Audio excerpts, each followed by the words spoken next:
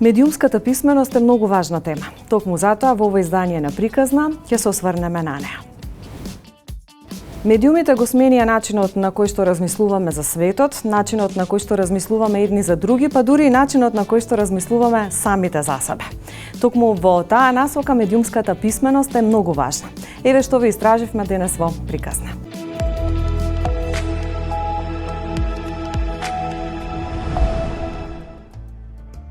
Дигиталното време не исправи пред многу предизвици. Денес сите ќе се сложиме дека информациите завземаат се позначајно место како во деловното работење на економските субјекти, така и во секојдневниот живот на луѓето. При тоа не бегаме од фактот дека основните извори на развојот и понатаму се трудот, капиталот, природните ресурси, но се чини дека идниот развој се повеќе ќе биде условен од нематеријалните ресурси, времето, просторот и информациите. Трката по време, простор и информации обезбедува подобра позиционираност, поголема рационалност, ефикасност, конкурентност и успех. Мултимедијални технологии доведуваат до трансформација во начинот на комуникација. Бидејќи технологиите за производство на видео, дигитална анимација, виртуелна реалност, игри и медиумско уредување стануваат се пософистицирани и пошироко распространети, секој од нас неопходно е да разбере дека сме соочени со лесно и брзо преземање на податоци, а честа и нивна злоупотреба. Не е толку тешко да бидеме безбедни. Не е толку тешко да бидеме свесни што треба, а што не треба да правиме за да бидеме безбедни. Меѓутоа, многу често се подпираме на некакви полуинформации, некакви работи кои што сакаме да бидат вистинити и несвесно, без да прочитаме, без да протолкуваме што, каде, како правиме, оставаме податоци. Во желба да добиеме нешто повеќе што многу често не е ни реално да го добиеме. Клучот е едукација и клучот е свесност. Клучот е во основа да ние прочитаме и да ги побараме фактите, односно индикаторите кои што ќе ни кажат дали еден вебсайт или една апликација или еден сервис е податлив или не е податлив и дали може да му веруваме или не може да му веруваме. Денес и во иднина информациите ќе бидат многу важен ресурс. За добивањето на информациите важна е човековата креативност, постојаното истражување на непознатото, како и природната способност на луѓето за стекнување на нови сознанија. Поради тоа и идниот развој ќе се подпира на информациите, на создавањето и користењето на информациите. Секој од нас поседува мини компјутер кој скоро секојдневно го носи во джеб. Тој мал компјутер чува огромен дел од нашите животи, вклучувајќи фотографии, документи, лични банкарски и здравствени услуги. Често кликаме на копчето "се согласувам" на електронските публикации, без да ги прочитаме термините, а многу од нас се сведоци дека преку интернет до нив стасала реклама за нешто за кое зборувале или разгледувале. Во дигиталниот простор мора да размислуваме и за дигиталната безбедност. Ова пак не исправа пред една значајна дилема: дали знаеме и дали можеме да се заштитиме кога ги користиме нашите алатки, кои ни овозможуваат да бидеме постојано во врска со сите. Да, можеме да се заштитиме, но треба да знаеме како. Токму и затоа медиумската писменост е многу важна. Тоа се работи кои што не може да се сменат преку ноќ, но мора внимателно да се следа, да се реагира и општо, да кажам глобално светско искуство е дека најдобри мерки за тоа се медиумското описменување и медиумската едукација, кои што помага да се справиме со овој проблем. Некогаш и да се превенира, да се развива свест за влијанието на медиумите, свест за нашата одговорност кога комуницираме преку медиумите, како да се заштитиме од манипулациите, како да речеме да развиеме култура на комуникација со различниот, со оној кој што има поинаков став, како да развиваме еден вид на нова толеранција, каде што во овој нов глобално поврзан свет, каде што секојдневно комуницираме со различни култури, нации, религии, раси и така натаму, ни треба еден подзасилен напор, обштествен и една мобилизација каде што ќе развиваме оваа медиумска едукација. Што порано е можно, обично тоа се зема од 7 годишна возраст, може со некои основни воведи или елементи на медиумска писменост. За градинка може да има некој вид на игри, да речеме, или прилагодени за таа возраст, кои што им помагаат на децата, кои што видите, имаат контакт со медиумите уште од 2 или 3 годишна возраст. Значи, тие пред да влезат во градинка или воспитно-образовниот процес во училиштата имаат богато медиумско искуство. Значи треба да се води сметка што прават и пред да дојдат во училишните курси. Медиумската писменост во дигиталното време представува важна вештина која треба да се совлада од најмали носе. Терминолошки самиот збор е составен од два дела – медиумска и писменост. Зборот писменост како термин најчесто се врзува со вештината за читање и пишување. Денес сите се соочуваме со експлозија на производство и пласирање на секаков вид на информации кои што ни доаѓаат од различни видови извори. Во напливот на секакви видови медиуми, традиционални и социјални, и во напливот на секакви видови содржини, вистините, невистините, извртени, пристрасни, пораките не се секогаш јасни и разбирливи. Затоа е важно да ја познаваме улогата и значењето на медиумската писменост. Таа е значајна животна компетенција, традиционалната математичка и јазична се надополнува со медиумската писменост, односно способноста за критичко размислување, препознавање и вреднување на секакви видови медиумски содржини, односно умешност во читање на медиумските пораки и нивното значење. Читањето започнува со препознавањето на букви, пошто следи идентификувањето на зборовите, но и нивно вистинско разбирање. Кога ќе стигнеме во оваа фаза, би требало веќе да ја развиваме својата вештина за пишување. Ова значи дека сме развиле кај себе знаење да препознаваме и разликуваме факти од мислења. Развивањето на оваа вештина е мошне важна. Сите медиумски пораки се конструирани и селективни и не се реалност сами по себе. Медиумските пораки се конструирани преку употреба на символи, креативен медиумски јазик и текстови, кои имаат определени правила на употреба. Различна публика различно толкува иста медиумска порака, бидејќи медиумскиот текст нема само едно значење. Медиумска писменост подразбира критичко проценување, употреба и толкување на медиумите и разни медиумски текстови. Медиумите ја имаат обврската покрај тоа што треба да информираат и да едуцираат. За жал, со текот на годините тоа некако како да заостанува, односно тој примат што медиумите го има особено во 80-тите, 90-тите години, денеска не е случај. Тоа особено го наметнува модерното време, бидејќи најголемиот дел од публиката содржините ги конзумира онлайн, односно тоа се од да речам дигиталните медиуми, меѓутоа и тие ја имаат обврската на ширење, еве да речам, на култура на толеранција, на култура на јазична култура во таа смисла. Токму и затоа е неопходна медиумската писменост. Медиумското образование подразбира учење за медиумите, а не учење преку медиумите. Денеска ги имаме еден многу современ, можам да кажам, начин на комуникација, кој што од една страна ја забрзува и улеснува комуникацијата, например, тоа е процесот на дигитализација и дигиталните алатки. Гледате како го изменија општеството. Тоа е најпоследното орудие за комуницирање, средство за комуницирање, дигитализација, но од друга страна го усложнија процесот на слушање. Прават пречки во квалитетот на комуникациониот процес. Пораките кои не пресретнуваат од медиумите може да имаат значајно влијание врз ставовите на секој од нас поединечно. Токму и поради тоа многу е важно да научиме да разликуваме дали се вистините или се дезинформативни. Од овие причини прифаќањето на податоците кои ги наоѓаме на медиумите не треба да биде затворен финален процес. Во дигиталниот простор мора да размислуваме и за дигиталната безбедност.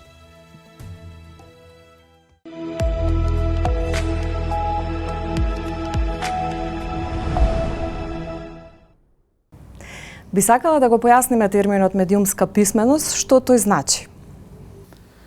Медиумската писменост генерално е продолжување на писменоста или еден продолжен сегмент на писменоста. Кога зборуваме за писменост, ние зборуваме не само за способност за читање и пишување, или да кажам дека на тој начин се дефинирала писменоста пред 1 век, 2, 3.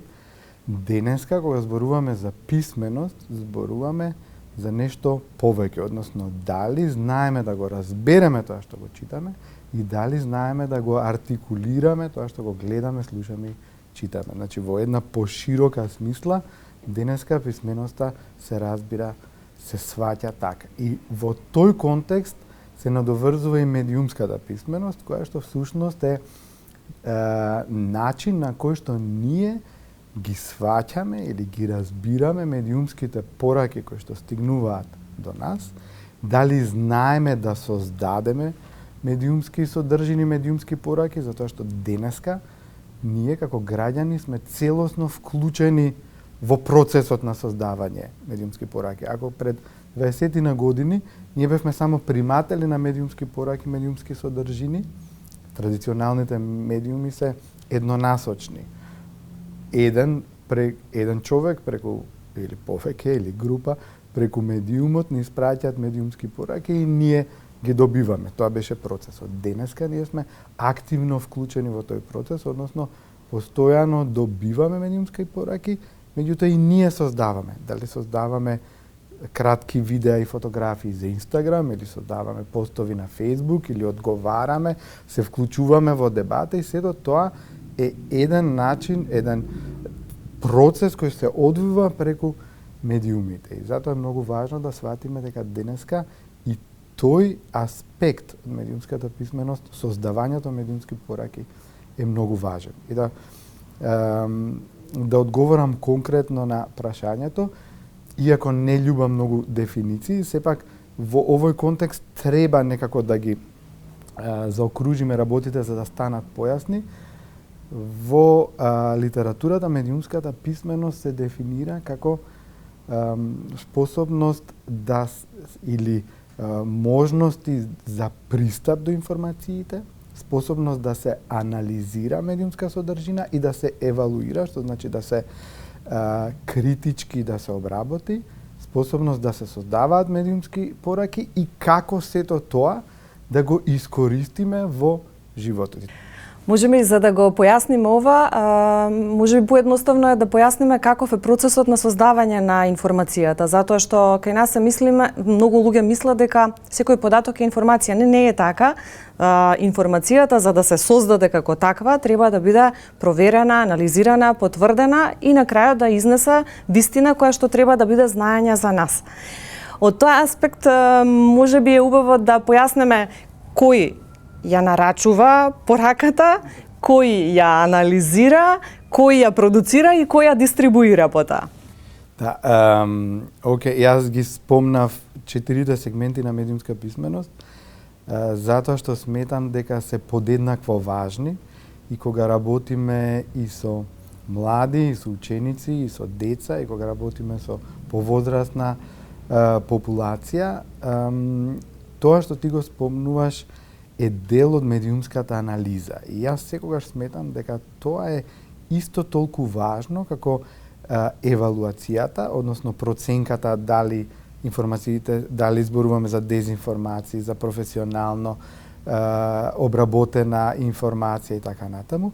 Меѓутоа, анализата значи дали ние можеме да просудиме кој ја направил и создал оваа информација, зошто ја создал, со какви техники се користел за да го привлече моето внимание, какви ставови и вредности и чии ставови и вредности пренесува преку таа информација, што содржи таа содржина, а што не, или што содржи таа медиумска порака, а што е испуштено. И тоа се некои многу важни работи кои што треба многу внимателно да се третираат и да се работат со децата од најмала возраст, уште кога ќе дојдат во контакт со медиуми. Значи, уште кога ќе му го дадете паметниот телефон на вашето дете или таблетот да гледа цртани филмови, тоа дете доаѓа во контакт со медиумски содржини. И од најмала возраст како родител, а подоцна и како едукатор или наставник во училиште, треба да зборувате со него или да дискутирате што тоа разбира од медиумските пораки. Дали сваќа што е тоа што го гледа, дали сваќа дали е тоа реклама или дали е тоа направено за забава, дали може да направи дистинкција меѓу медиумот и реалноста. Затоа што прва лекција иако не е едноставна лекција, меѓутоа мораме да сватиме дека медиумите се конструкт. Медиумите не се реалност.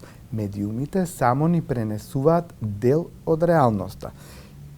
Да го земеме ова интервју, гледачите ќе можат да видат голем дел од тоа што ние сме го зборувале, меѓутоа нема да го видат делот кога јас сум влегол, кога ме нашминкале, како сме се подготвиле, колку пати кошулата сме ја израмниле за да изгледа убаво. Тоа се делови кои што ќе останат само тука.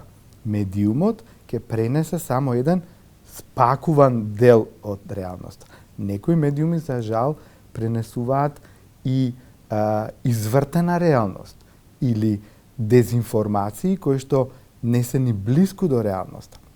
И кога ќе го разбереме тоа, или кога децата ќе почнат да разбираат дека насилството во филмовите, ако се прекопира или ако се копира во реалноста, изгледа страшно, дека ако некој ве удри така како што луѓето се удираат на филмовите, последиците ќе бидат страшни. Некој може да заврши во болница и така натаму. Тоа се работи кои што тие треба да ги разбираат и да ги разграничуваат од најмала возраст. Зошто е тоа многу важно денеска?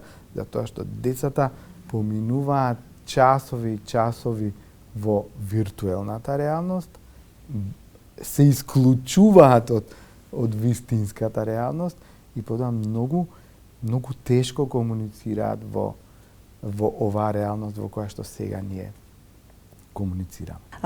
На интернет нема филтри од која возрастна граница треба да гледаат, па често пати гледаат содржини кои што не се прилагодени на нивната возраст. Во контекст на децата би сакала да споменам една анализа која што ја правеше британскиот регулатор. Тие правеле анализа за да проверат колку децата знаат во Британија да ги препознаат. Податоците од таму велат дека британските деца знаат да разликуваат дезинформација од информација. Каква е состојбата кај нас со оглед на тоа дека веќе го работите тоа како проект? Какви се сознанијата, што велат податоците од терен? Дали македонските деца знаат да ги препознаат медиумите? Па, убаво кажавте, во Британија направиле сериозна анализа, земале или се определи за некаков методолошки пристап и обработиле репрезентативен примерок на деца и дошле до такви заклучоци. Ние такви истражувања, такви детални истражувања немаме на различни старосни групи. Тоа што ние како проект го правиме, проектот на USAID за медиумска писменост, младите размислуваат, тоа е целото име на проектот, соработуваме со неколку клучни институции во целиот процес, вклучувајќи го Министерството за образование и наука, Бирото за развој на образование, Државниот испитен центар и заедно со Државниот испитен центар се вклучивме во тестирањето на трето оделенци и вклучивме прашања, една цел дел на читање со разбирање, медиумска писменост, критичко размислување, резултатите од тоа тестирање на еден сериозен примерок или сериозна бројка на ученици ќе ни дадат некои одговори каде се наоѓаат нашите трето оделенци. Тоа планираме да го направиме и со други старосни групи, а после неколку години повторно ќе направиме тестирање и ќе видиме дали низ годините, дали и нашиот проект некако придонел за тоа.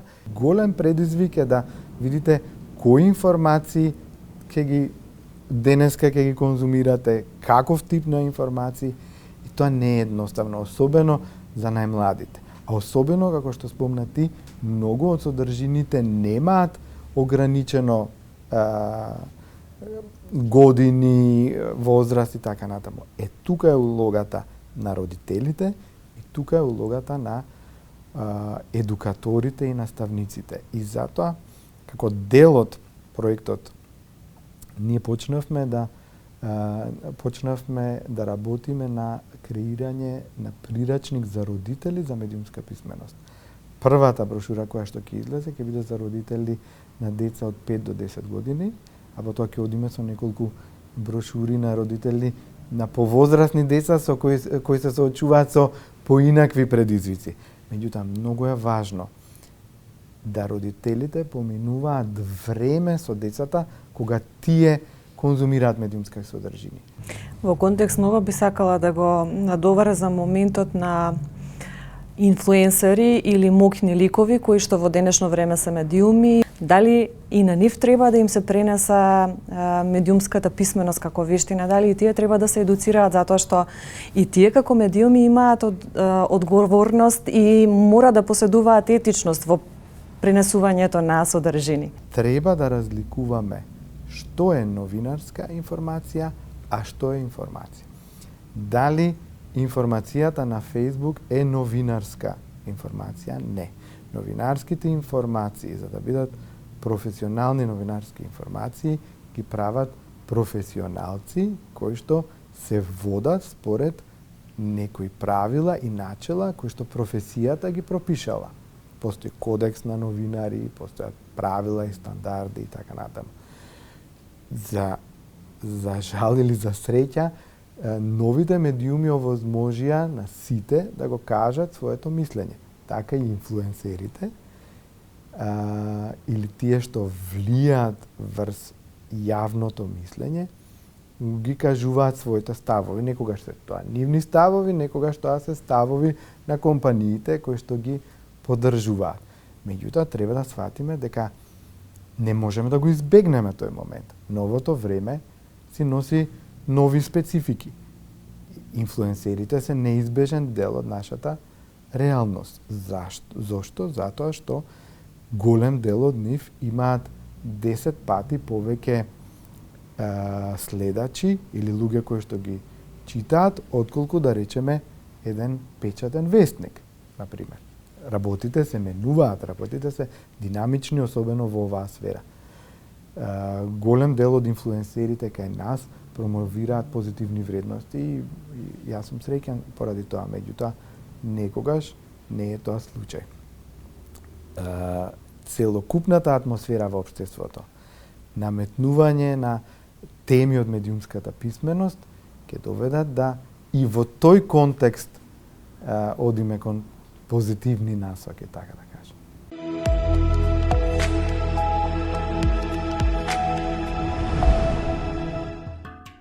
Преку медиумите децата учат навистина многу нешта.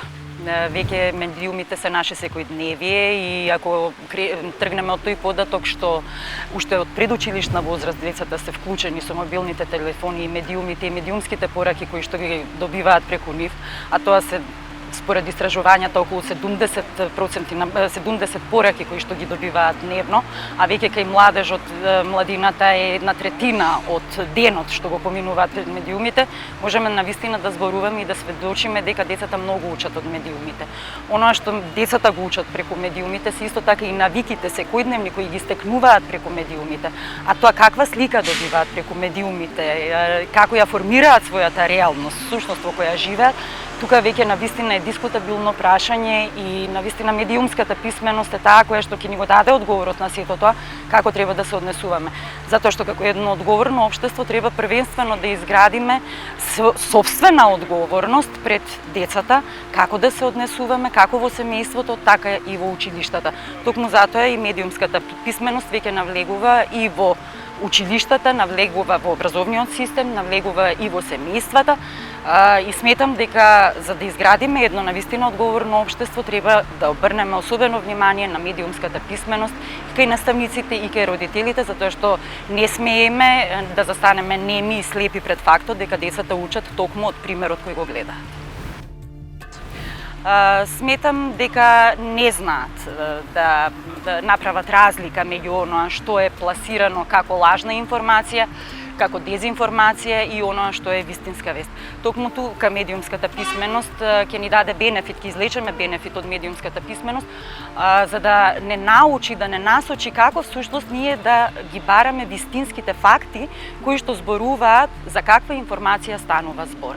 Значи, ние треба да работиме напоредно и со нас самите, да видиме докаде сме ние медиумски писмени, колку сме ние медиумски описменети, за да можеме сето тоа да го пренесеме врз нашите деца. Колку ние првично како возрастни личности им веруваме на информациите, за да можат и децата да го следат нашиот пат, да можеме насоки да им даваме каде, како и што да пребаруваат, за да ги видат фактите кои што зборуваат всушност за реалноста. Да не веруваме на онаа виртуелна реалност или како што постои верување дека децата да сега се дигитално писмени и тие навистина знаат да се снаоѓаат безпрекорно во дигиталниот свет. Меѓутоа, дали го живеат вистински тој дигитален свет, односно го живеат според нивната мерка, според оноа што треба да веруваат, во што треба да веруваат, тоа е веќе знак прашалник. Затоа навистина треба да застанеме одговорно пред оваа проблематика. Првично, треба да го развијат критичкото размислување. Треба да развиваат аналитички способности како би можеле, значи, да постават вистински прашања на дадена информација, а истовремено и да ги бараат вистинските одговори за кои што ќе им дадат, нели, на нив првично факт дека се работи за вистинска информација или за лажна вест. Значи, токму тие, поставување на вистинските прашања, критичкото размислување, анализата, способноста за анализирање на податоци, тие вештини се основните вештини кои што децата ќе ги стекнат. Воедно да не сваќаат се здраво за готово, да ја примат информацијата здраво за готово. Значи секогаш велам да ги поставуваат вистинските прашања. Зошто е тоа така? Кој го пласирал тоа? Каде тоа се случило? Кому му е тоа важно на крајот на криштата? Што ја пласира таа информација? Првенствено да ги имаат тие вештини кои што треба да ги пренесат на децата. Значи, не можеме да пренесеме некоја вештина или знаење ако ние не го имаме. Првично треба ние да го поседуваме тоа знаење и таа вештина и да најдеме начин како најдобро да го пренесеме тоа наше знаење и таа вештина на детето. Затоа што не секое дете е исто едно со друго. Сите сме различни.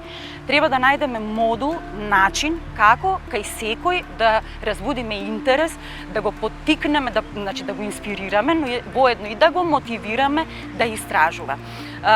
Да не одиме со тоа да ги замолчуваме, туку да ги оставиме отворено да прашуваат. Затоа што отворените прашања се всушност тие кои што ни овозможуваат да истражуваме, да анализираме, критички да размислуваме. Значи, токму овие вештини наставниците ќе ги стекнат со медиумската писменост, воедно и ќе можат на ученикот да му понудат начини како тоа да истражува и медиумската писменост всушност да ја искористи за истражувачки активности. Не само да речеме околу медиумската писменост, како ете така, ајде што е дезинформација, дефиниција. Не, туку имплементирано и интегрирано со останатите наставни предмети.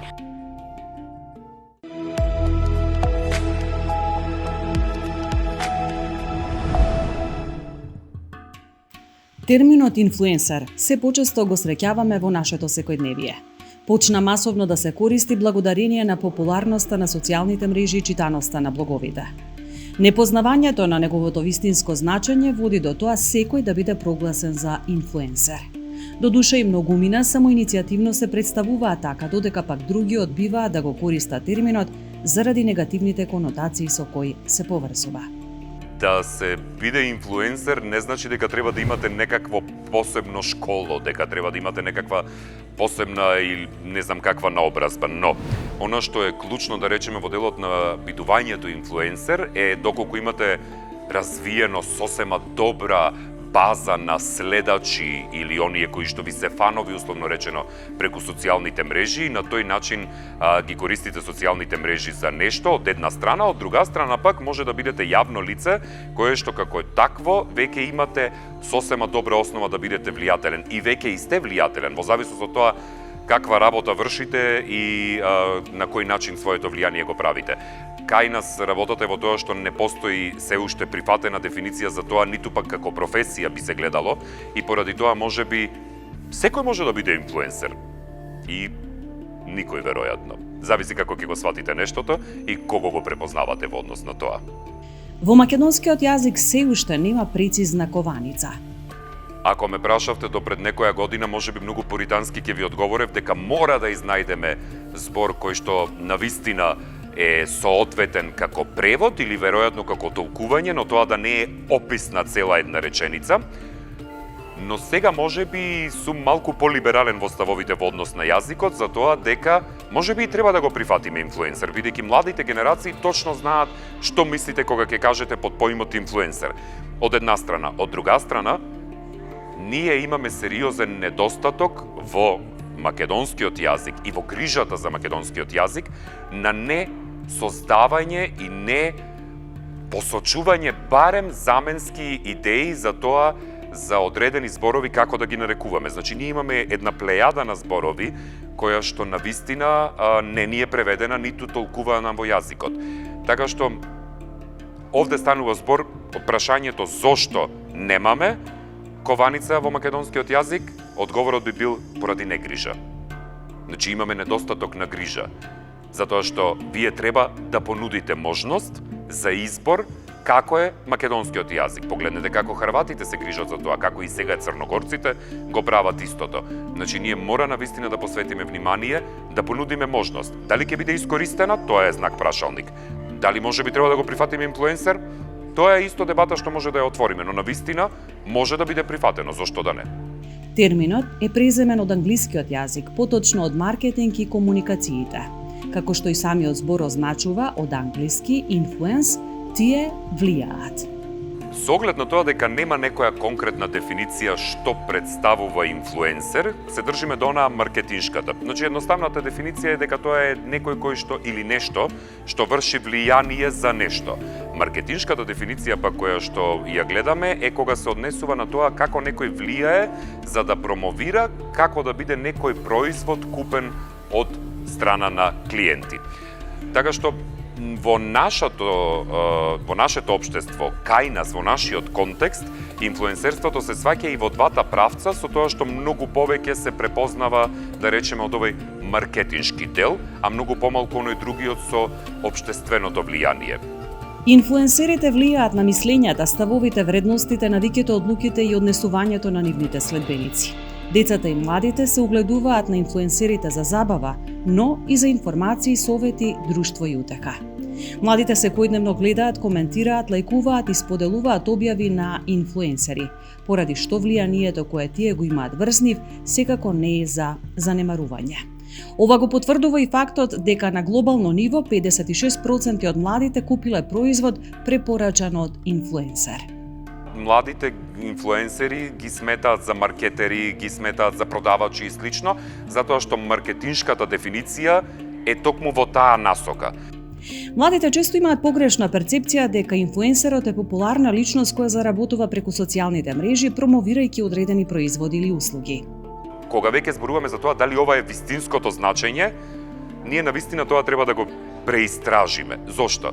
Затоа што вистинското значење на инфлуенсерот, на оној кој што е влијателен, на влијателот, е впрочем вистинско значење кое што мора да се гледа во однос на тоа колкава вие имате моќ да извршите влијание во однос на одредени општествени промени. Колкава моќ имате вие да извршите влијание за одредени работи, јас лично како го сваќам тоа, кои што според вашите убедувања, според вашите верувања се навистина проблематични во општеството и вие сакате да ги промените. Денес ние имаме сосема поинаква моќ. Инфлуенсерите се дел од оние светски борби, од оние локални битки кои што се водат за одредени прашања. И тука навистина може да има огромно влијание тоа што вие го кажувате јавно, како веќе востановено јавно лице во сферата. Без разлика дали вие сте станале влијателен поради работење во традиционални медиуми, дали сте станале влијателен поради политичка активност, дали сте станале влијателен поради одредени социјални случувања на начинот на кој што сте биле дел од, да речеме, одредени протести, од одредени случувања и слично. Истовремено, не треба да ги занемариме и оние инфлуенсери кои што можеби се само дел од бизнис светот, но имаат повремени излети, ке кажеме, каде што навистина се вклучуваат во социјални промени. Но тука е многу клучно прашањето. Кој се треба да се меша таму каде што му е или не е или не му е местото? Често пати непознавањето на значењето и непрецизноста околу тоа што тие прават, создава впечаток дека инфлуенсерството е професија која може да ја работи секој и со која лесно и брзо се прават пари. Едно е вие да вршите бизнис и продажба на производи преку вашите социјални профили на социјалните медиуми, а сосема друга приказна е вие да имате влијание за социјални текови, за политички случувања, за граѓански случувања и слично. И ние тука мора уште од образованието да почнеме да ги научиме младите на препознавање и да правиме разлика меѓу тоа што е, како е и зошто е некој инфлуенсер, односно влијателен. Инфлуенсерите неопходно е да имаат знаење и вештини кои ќе се надградуваат континуирано. Вештините што треба да ги посетува инфлуенсерот се многу разновидни. Значи, вие мора да имате вештини за работа со социјални мрежи, со онлайн медиуми, со новите медиуми, со дигиталните алатки. Вие мора постојано да следите, да учите. Мора да научите можеби некои базични основи на графички дизајн. Мора да научите базични основи на креативноста ваша да ја изразите. Вие гледате дека сега приказните кои што се појавуваат или сторињата, кои што се појавуваат на Инстаграм или веќе и на ТикТок или пак можеби некои кои што ги користат на Фејсбук, иако тоа е веќе ретко во тој поглед, вие гледате дека стануваат се покреативни и покреативни, а се пократки и пократки.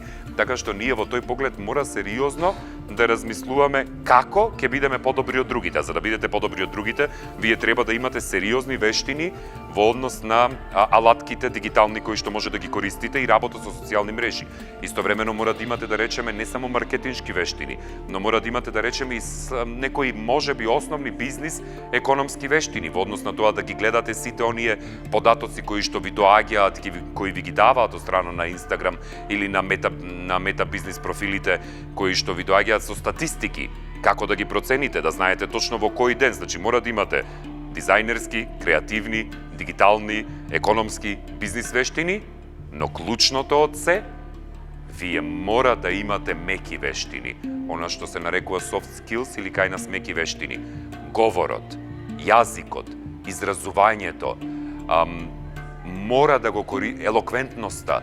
Тоа се вештини кои што навистина ви треба многу книги да исчитате, за да можете да ги користите максимално и за да ги користите правилно. Инфлуенсерите треба да бидат одговорни личности со моралност и етичност, со која може да влијаат на обликувањето особено кај младите, а обликувањето на пораките кои ги пренесуваат мора да се темели на почитување на професионални стандарди, со што ќе се избегне манипулација на нивните следбеници. Одговорноста е прифаќањето на вашата моќ на одреден број од популацијата, од населението. Но прифаќањето на моќта подразбира вие моќта да ја користите одговорно, да не ја злоупотребувате. Традиционалните медиуми, да речеме како што се телевизијата, радијата, весниците и слично, имаат закони, имаат норми, имаат правила, имаат кодекси, имаат прописи кои што мора да ги почитуваат, затоа што имаат огромна одговорност. Вие земете го процентот на почетокот на пандемијата во 2020-та од над 70 луѓе кои што веруваат дека ако не се појавило на телевизија, можеби не е вистина. Знаете ли каква е таа одговорност? Денес, за нашите млади генерации, за генерацијата, за Z генерацијата и за алфа генерациите кои што допрва доаѓаат, ние на вистина мора да сме свесни дека она што беше влијателност, она што беше инфлуенсерство на традиционалните медиуми за нашите и претходните генерации од 50-тите, 60-тите наваму, тоа се социјалните мрежи и инфлуенсерите. Водителите некогаш, денес се инфлуенсери. Спикерите некогаш, денес се оние кои што имаат влијание преку YouTube и преку останати социјални алатки. И на тој начин, вие на вистина мора да ја прифатите одговорноста која што ја сносите со вашето присуство. За да ги разбереме медиумите, она што треба да го сватиме е дека медиумите на некој начин се порака. Ова е многу важно и ова можеби ќе ни помогне да ја разбереме суштината на развивањето на медиумската писменост како вештина, која ќе ни помогне за да бидеме критични кон пораките кои што ги читаме или ги добиваме од медиумите кои се секаде околу нас.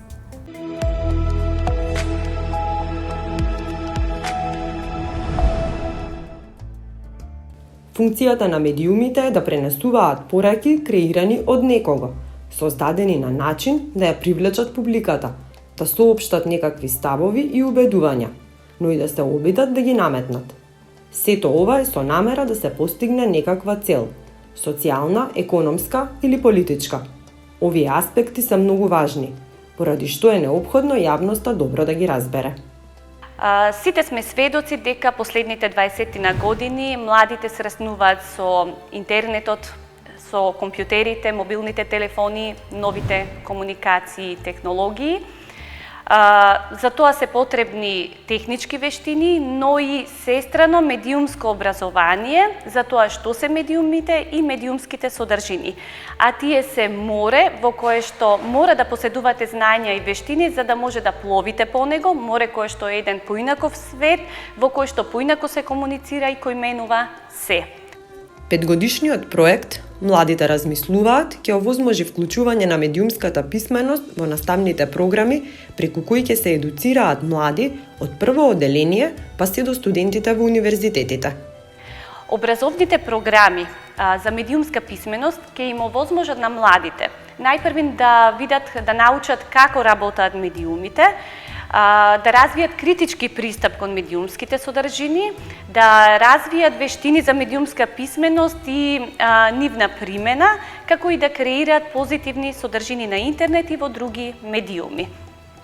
Сето ова налага една неопходност од се поголема застапеност на медиумската писменост во сите нивоа на образование, но и поголема вклученост на наставниците и професорите во ваков тип на настава.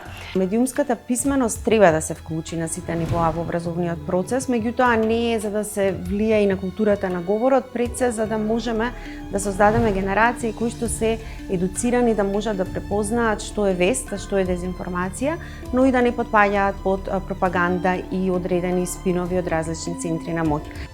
Веќе започнаа обуките за наставници од основните и средните училишта во целата држава, а со овој проект ќе се обезбедат ресурси, материјали за подготовка на наставниците, вклучувајќи прирачници и збирки на вежби.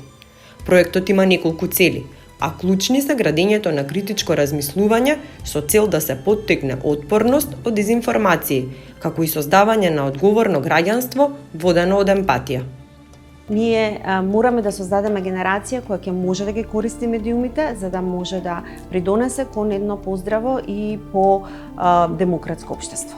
Младите размислуваат е проект на USAID кој го спроведува американската организација IREX со своја локална канцеларија во Скопје, во партнерство со Македонскиот институт за медиуми, Министерството за образование и наука и Бирото за развој на образованието. 4 факултети ќе ја внесат медиумската писменост во студиските програми, според договорот што го потпишаа со IREX и Институтот за комуникацијски студии во Скопје, Филолошкиот факултет Блаже Конески и Педагошкиот факултет Свети Климент Охридски од Универзитетот Свети Кирил и Методи од Скопје, Факултетот за јазици, култури и комуникации при Универзитетот на Југоисточна Европа од Тетово и Економскиот факултет на АУЕ ФОН, ќе ги ажурираат постоечките или ќе воведат нови предмети за медиумска писменост, ќе истражуваат, ќе создаваат нова литература и ќе осмислат различни активности со студенти. Со тоа студентите ќе научат како функционираат информациите и медиумите во современиот свет, зошто е важно да ја препознаваат потребата од препознавање на медиумските содржини. Нашите студенти треба да научат дека медиумски писмени луѓе донесуваат правилни одлуки, да ја препознаваат природата на содржината, но и како да ги искористат можностите од новите медиумски и комуникацијски технологии.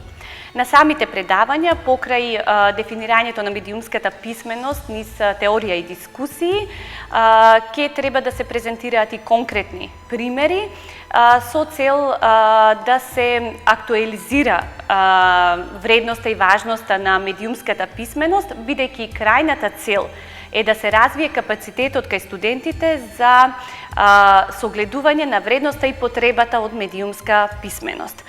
На крајот искрено се надевам дека со тоа младите луѓе ќе ја разбудат свеста за критичко размислување во препознавање и разбирање на дезинформации, лажни вести, говор на омраза и така натаму.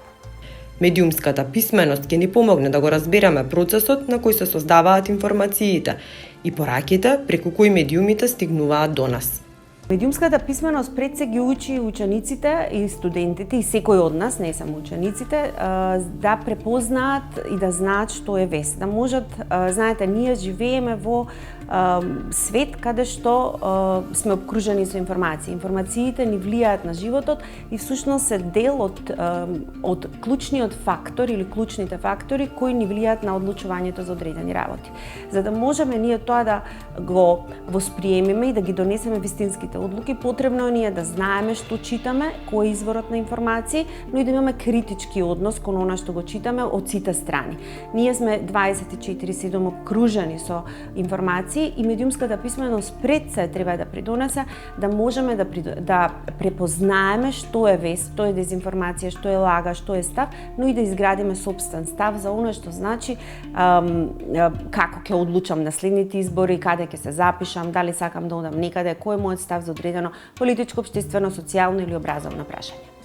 Во основа, медиумската писменост представува способност за критична процена и аналитичност при пресретнувањето и разбирањето на пораките и податоците. Медиумската писменост ќе ни помогне да го разбереме процесот на кој се создаваат информациите и пораките кои преку медиумите стигнуваат до нас. Поимот информација ни означува некое соопштение, вест, новост, ново знаење и слично. Теоријата на знаењето поимот информација го употребува како носител на целокупното знаење, вака сватена јасно укажува на нејзиното значење и неопходност од соодветно третирање и во науката, но и во целокупниот општествен живот. Информациите ни представуваат непресушен извор на знаење. Кога некој добива информација, таа кај него се претвора во знаење, со нејзиното понатамошно пренесување на секој следен, таа представува знаење и кај другиот и така натаму, затоа велиме дека се непресушен извор на знаење. Со самото користење, информацијата, со самото трошење не губи својата содржина, за разлика од природните ресурси, кои што во чинот на производството и потрошувачката се јавуваат еднократно. Информацијата може да ја користат голем број корисници во исто време, но на ист и на различен простор. Со самото користење и пренесување не се намалува нејзината вредност. Информација која што е чувана во некоја информациона база може да се користи еднаш или повеќе пати за различни пригоди, за различни намени, но нејзината употребна вредност останува непроменета.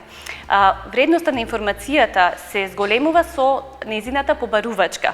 Впрочем, информација која што на никого не му треба, нема ни вредност. На крајот може би една од најзначајните карактеристики дека само човековата способност е единственото ограничување во создавањето и користењето на информациите.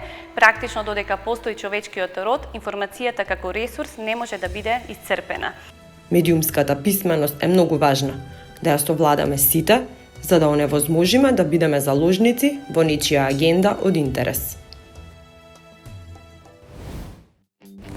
Денес во приказна посветивме внимание на медиумската писменост. Верувам дека информациите кои ќе исподеливме ќе бидат корисни за вас.